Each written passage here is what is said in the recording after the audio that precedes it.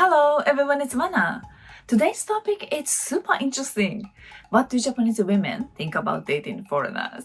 Plus, I will share some updates about dating scene in Japan. I find this topic really fascinating because I have a few friends who live abroad and they always share similar stories. On the flip side, I heard that many foreigners struggle when it comes to dating Japanese women. And honestly, that makes sense.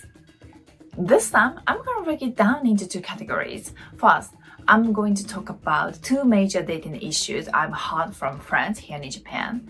And then I will share what my female friends abroad have said about their worries and problems with dating, along with my own opinions and thoughts. So, let's get started. The first story I want to share is from a friend of mine. She's in her 30s, single, and currently looking for a partner. She's been using a dating app because she's hoping to meet a foreign boyfriend. So far, she's matched with a few guys and started chatting with them. But here's when it gets frustrating. After a little bit of conversation, almost every guy asks her why she's using a dating app. And eventually, the conversation turns to sex. These guys told her they were just looking for a sex friend, which is honestly ridiculous. After hearing that, she stopped talking to them completely. And when she told me this story, I thought to myself, that's it. I was totally right to never use dating apps.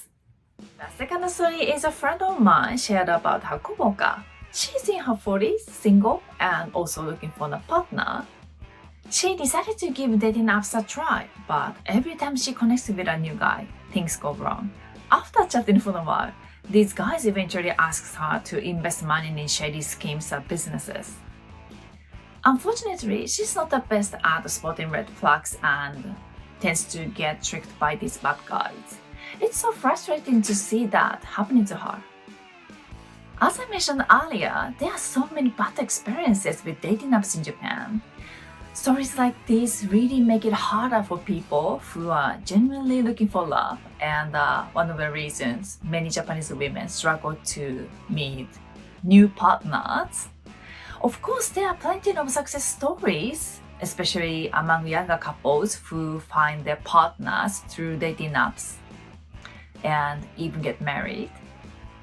I actually know two couples who got married thanks to dating apps, but to be honest, I've had more bad examples than good ones here in Japan.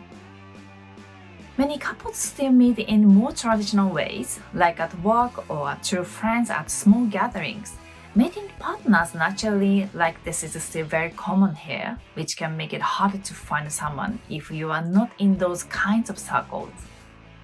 One of the challenges is that women over 35 often find it difficult to meet partners in Japan. I think a 35-year-old woman is still young and attractive. It's a crazy reality. And it's one of the reasons Japan is heading towards a super aging society, not just because of financial issues. On top of that, some younger people are starting to avoid dating altogether because they feel like it's too much of a hassle. They feel like they don't have time or money to invest in dating.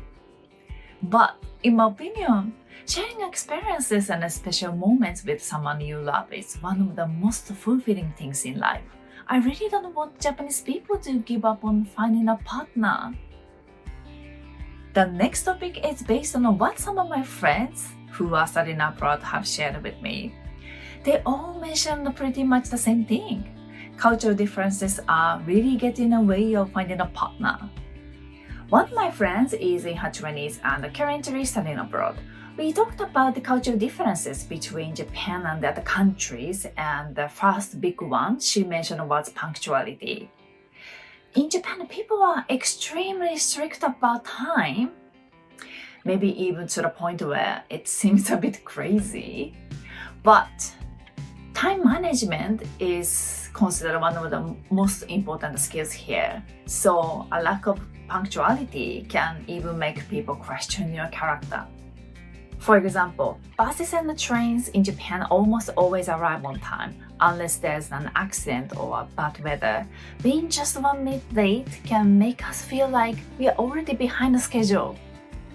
So for her, it's uncomfortable when someone is 5 minutes late to class every day. I totally get it.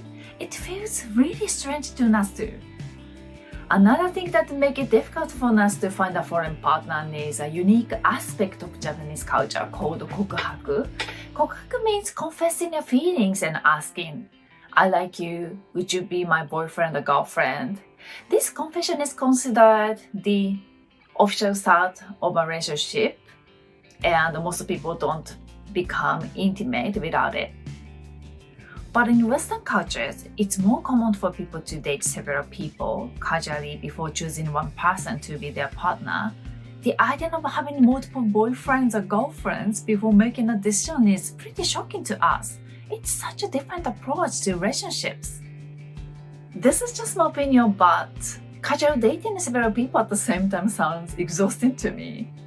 Don't you get tired of doing that? Does it feel hard to make time for everyone?